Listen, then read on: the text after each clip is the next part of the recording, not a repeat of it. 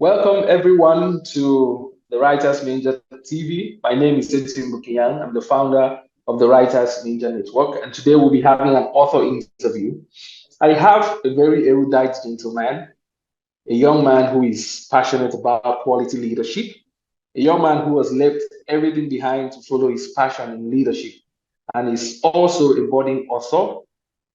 So I have with me today in the studio Mr. Paul Udah, and I will just give him the opportunity to say hello to our audience. So, Mr. Paul Udah, over to you. It truly is an honor to be asked to be on this show, Mr. Etimbuk. I do not take that for granted. And this is me saying hello to everyone watching, the members of the Writers Mentor Network, who have, of course, I've had the opportunity to share time with, and it truly is an honor.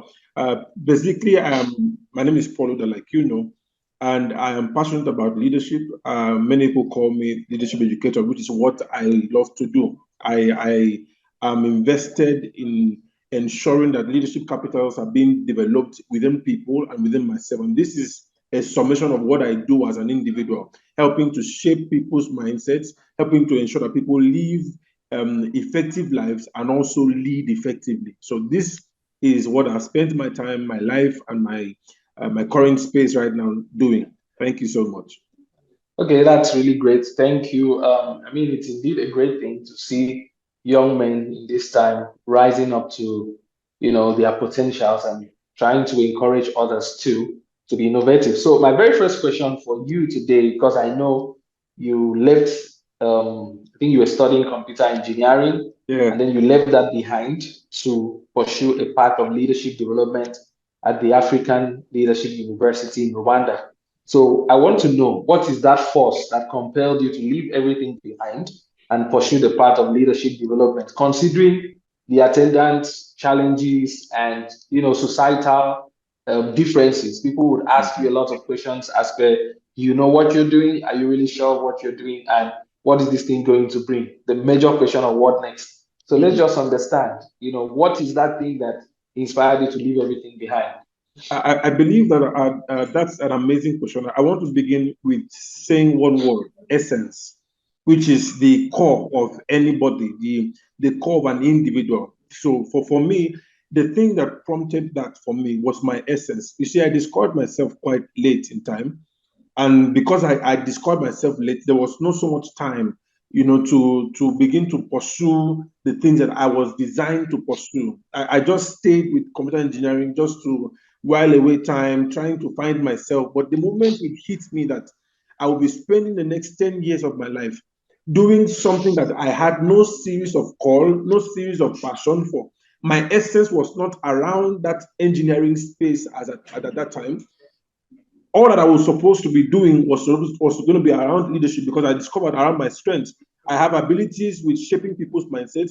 I have abilities with developing people. I have an ability and desire to see transformation in people's lives. These are the words that surround my essence as a person.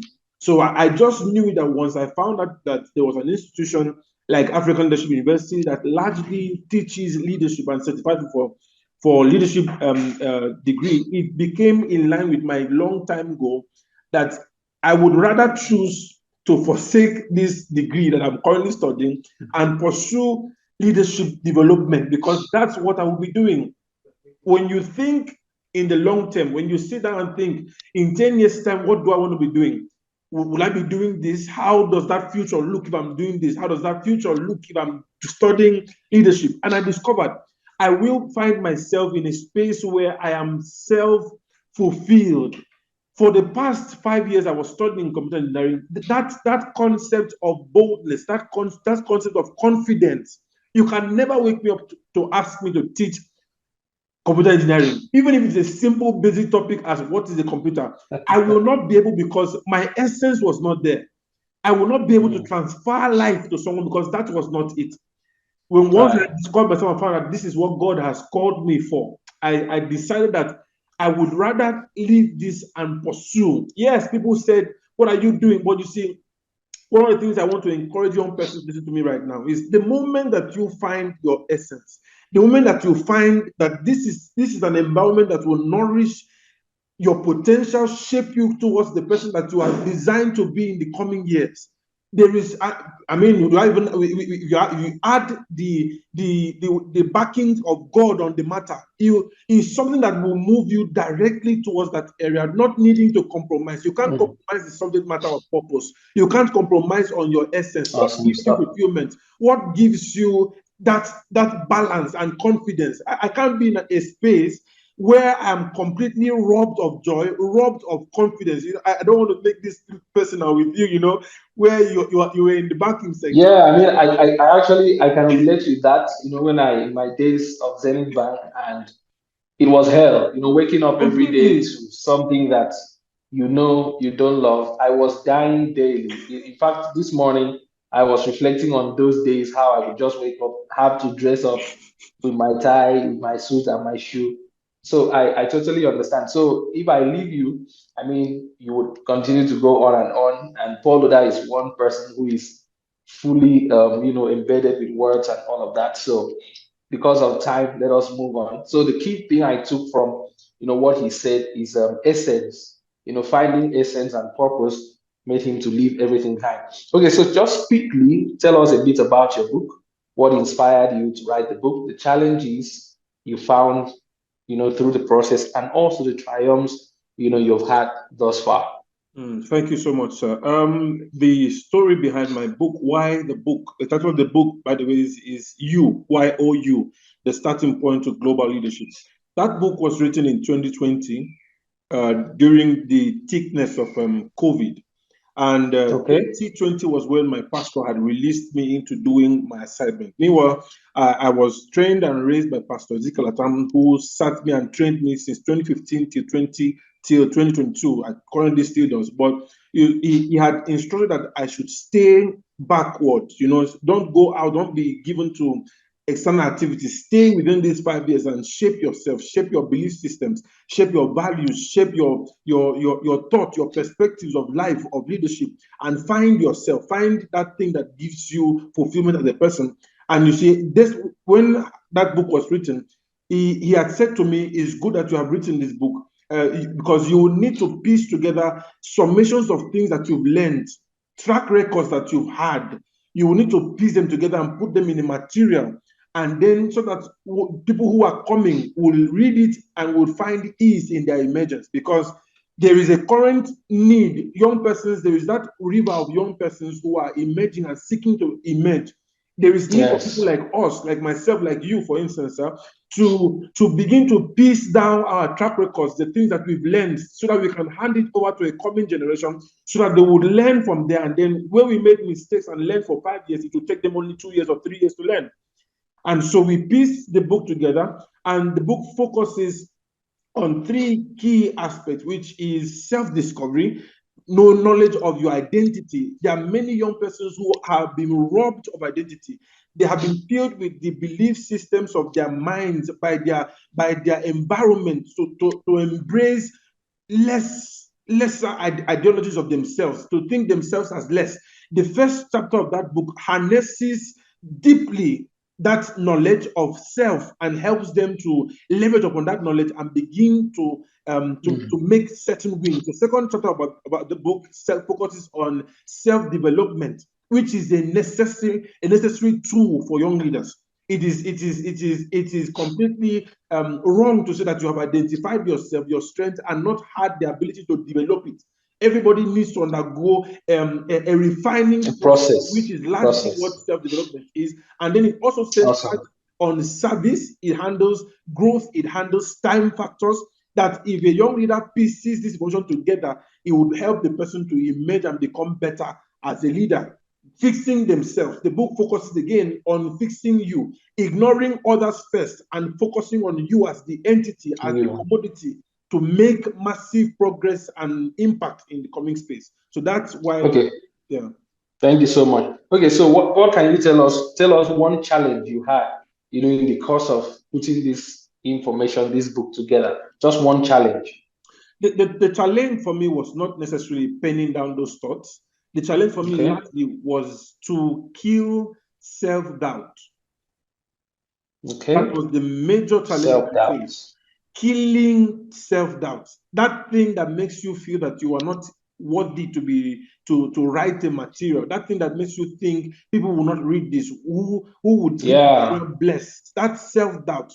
And that's why writing the book for me and releasing the book is a major win for me, because it helps me to know that I have conquered self-doubt. I'm at the place now in life where I know that my worth has grown. I have grown in competence, I have grown in worth, so that it is true that anybody can pick the material and can learn from them. So there are many young persons who, for instance, may be listening to me now and be having the challenge of self-doubt, that you don't believe in your potentials, you don't believe in your abilities, you don't even believe in the things that God has said that you should do, God has gifted you for. You don't even believe in the goals that you are setting. This material, whilst compiling it, the challenge that I faced was conquering self-doubt. And I think I can say now that I've won that challenge. Yeah. Awesome. That's great. So that's both the challenge and then the triumph. Just alluding to that, late Professor Chinua Achebe, who is who I would always say I was very pained when he died in 2013 on the 6th of June, because he's one man I had always wanted to meet, because, he inspired my writings and all. He said something that every young writer will always have the challenge of thinking about readership, looking at who are those that are going to read what I'm writing. So he gave a counsel, very wise counsel, a fatherly counsel, I would say, that do not focus on readership, on getting readership, but focus on the quality of the craft. So when your craft, when you're writing, when your presentation, when the body of information you are putting out there to your world is top notch, definitely the readers will align themselves accordingly. So that's a great one. Okay, the question before the last one: how can potential readers access your book when you eventually get to publish it? Yes, so thank you very much. Our books, the book is actually available or will be available on Seller and also on Amazon, and also very available for hard copy versions. So regardless of wherever you are currently on the continent, the book will reach you at your doorsteps, whether via your mobile device or in hard copy. They will be made available for you. Thank you.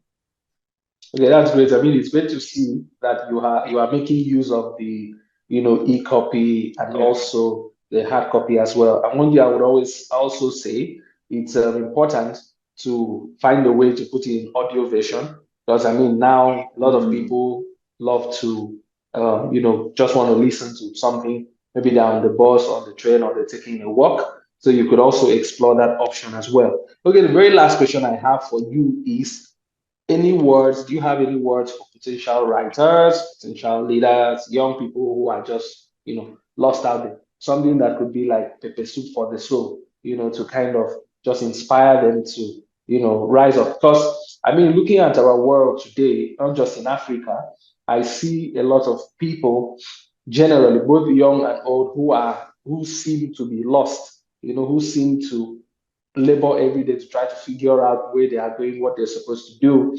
And it makes me to wonder. And I just discovered that many of these people do not have the opportunity to discover themselves and even start. Because the truth is, if you are on a wrong lane, and then you have speed, you will not arrive at the destination you're supposed to arrive. So do you have any word for anybody who wants to write, or anybody who is a potential leader out there? Okay, so I want to share this as an inspiration to young persons. When I piece together information, and I'll give two counsels. When I was piecing together information that I'm going to be writing this material, and there was a lot of fears with releasing, I met a certain man in Mecca Novice, and he said to me, small children at the ages of 6, 5 write materials, and people buy those materials and read them. And you who has gone through several refining and processes, what makes you think that you don't qualify to write a material? Those were the words that completely transformed my mind. Number one, kill self-doubt. Number two, sit to ensure that what you are passing across in your material is beyond writing. You are an embodiment of those values. What you write and send to people to buy are not largely just stories. Even within stories are values, are lessons, are messages. That's what writing is. You are converting an idea, an invisible perspective. You are converting it on written paper for others to read. So before you begin to go into the matter of writing to people, ensure that the message that you are passing across carries depth, carries substance, like Etimbuk will always say, and that you are an embodiment of those values, for instance, that you are going to be selling to people. If you do those two things, and if you know those two things, they will take you from where you currently are now in your writing experience, and will help you to push aside self-doubt and embrace success as a writer. Thank you.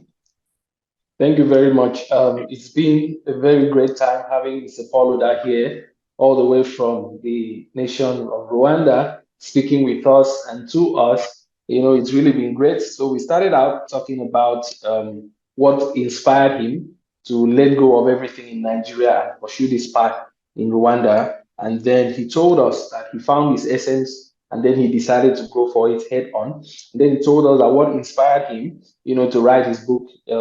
His mentor of blessed memory, Pastor Ezekiel Atan, great man in all respect, actually told him to document all of the things he's learned, the processes, and all of that. And then part of a challenge that he had, was with self-doubt, and he was able, by the grace of God, to be able to triumph, through the entire process. And then his book is going to be available on Amazon, on Seller, and then we just discussed the option of the Audio. audio book as well. So his word for potential writers and leaders out there is overcome self-doubt.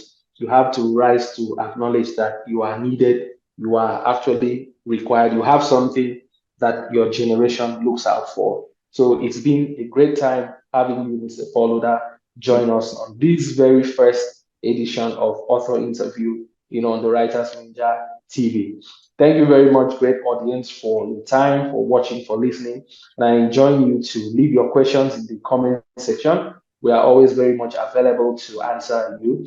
This is the very first edition of this interview, and we look forward to featuring greater people, young people who are doing mighty things in their time. So my name is Etimbuk Inyang. I'm the founder of the Writers Media Network, and today I was your host, and I will continue to remain your host. So I hope to see you. Do well to subscribe to our channel, place your comments in the comment section, and also place a like button for us and encourage us as well. So if you are doing something great and then you want to be featured in our channel, you could always leave a comment and somebody will get out to you. Thank you so much for your time and see you in the next edition of this program. Have a great time. Goodbye.